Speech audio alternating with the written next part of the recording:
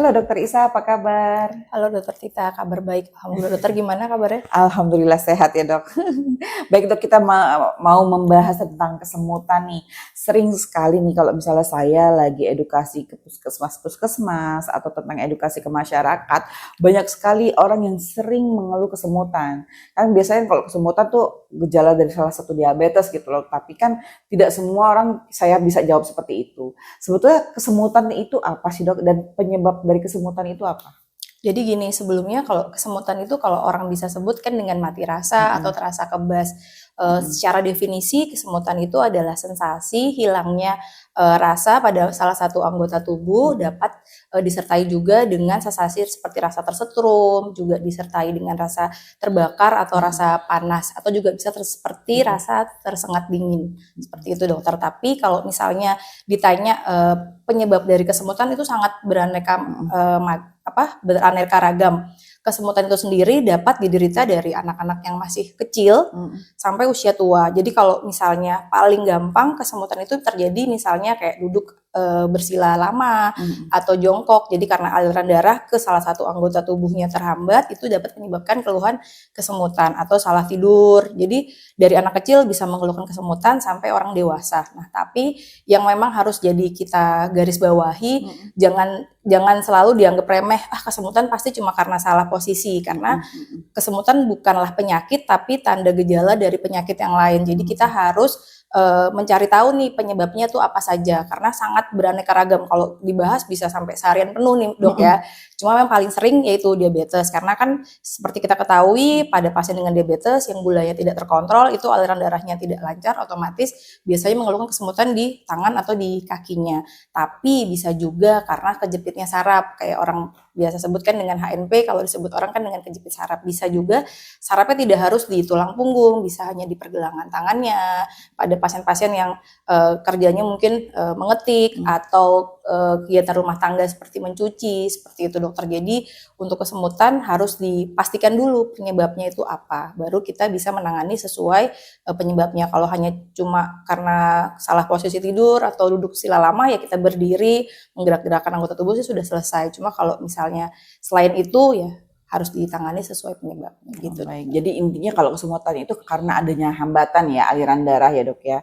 Jadi kalau misalnya hanya karena hal-hal fisiologis seperti misalnya ketindihan saat tidur gitu ya, atau sila terlalu lama, itu masih hal yang normal ya dok ya, bukan berarti hal yang harus kita waspadai ya, karena itu memang ada penyebabnya. Berarti ketika kesemutan itu tanpa sebab, misalnya kok tiba-tiba kayaknya saya nggak ngapa-ngapain tapi kok ujung-ujung jari kebas, itu berarti harus sudah mulai waspada dan dikonsultasikan. Iya. Gitu dok. Jadi pertama untuk kapan kita harus konsultasi kesemutan kita, yang pertama itu datangnya tuh sering apa tidak.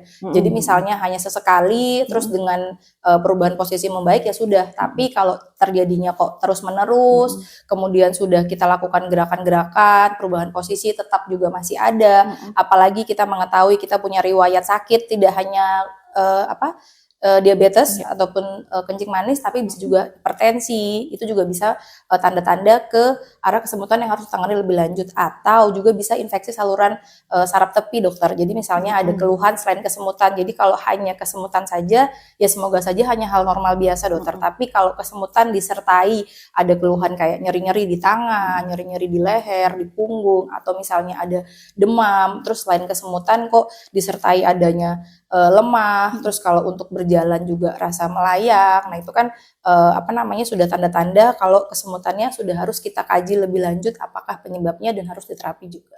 Baik. Berapa lama dok kesemutan yang harus segera dikonsultasikan ke dokter saraf terutama? Apakah misalnya terus menerusnya selama 2 hari kah gitu loh, atau terus menerusnya sampai berminggu-minggu atau berbulan-bulan gitu dok?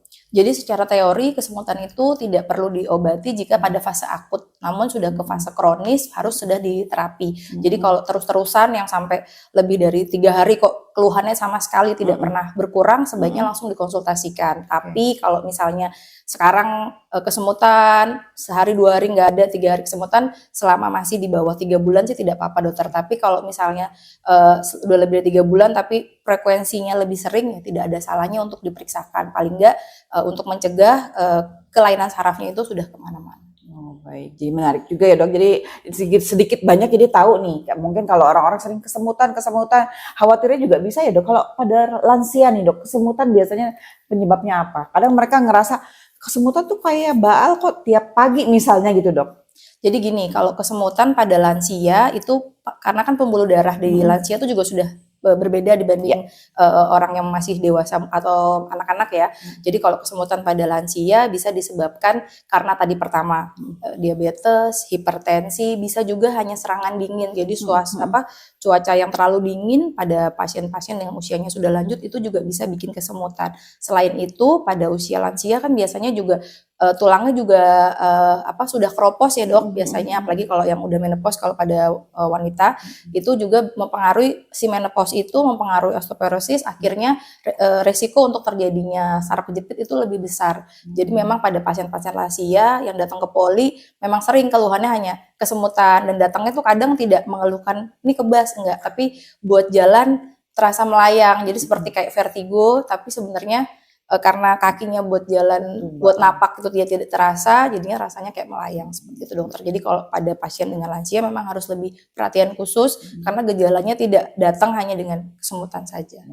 Berarti kalau untuk terapi kesemutan sendiri, mostly mungkin fisioterapi kali ya dok biasanya, apa gimana? Jadi gini, tergantung dari penyebabnya ya dokter. Jadi kalau misalnya penyebabnya diabetes ya otomatis penanganannya adalah kontrol gulanya dan minum obat gulanya. Tapi kalau misalnya penyebabnya adalah karena kejepitnya saraf, ya terapinya adalah kita menghilangkan penjepitnya itu. Masih mungkinkah dengan hanya obat-obatan dan hanya relaksasi, atau harus kalau untuk penanganan dari kesemutan itu tergantung dari penyebabnya itu sendiri dokter. Kalau memang karena diabetes ya harus kontrol gula dan minum obat gula rutin. Kalau misalnya karena hipertensinya ya otomatis harus mengontrol darah tingginya. Selain itu kalau memang penyebab kesemutannya adalah sarafnya yang kejepit, ya fisioterapi adalah salah satu pilihan dokter. Selain itu juga kita bantu dengan obat-obatan. Kemudian selain itu penting juga untuk menjaga pola makan, karena kita ketahui salah satu penyebab kesemutan kan juga kurangnya asupan dari vitamin B12, B1 atau B6 dokter. Jadi vitamin B kompleks itu sangat berpengaruh untuk